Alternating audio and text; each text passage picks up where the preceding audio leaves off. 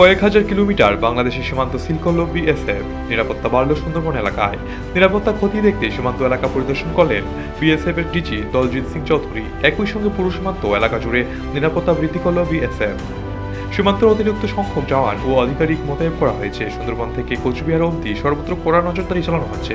এর পাশাপাশি রাজ্যে যে কয়েকটি ট্রানজিট পয়েন্ট বা আইসিপি রয়েছে সেই সব জায়গাতেও চলছে কড়া নজরদারি।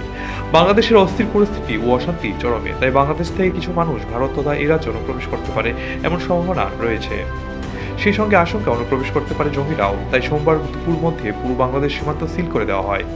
বিএসএফ এর সূত্র জানিয়েছে, বাংলাদেশ সীমান্ত এলাকা জুড়ে বিশেষ সতর্কতা জারি করা হয়। সীমান্ত সুরক্ষার জন্য দেশের অন্য অঞ্চল থেকেও পূর্বাঞ্চলে অতিরিক্ত জওয়ান মোতায়েন করা হচ্ছে। বিশেষ নজর রাখতে শুরু হয়েছে বিএসএফ এর গোয়েন্দারাও।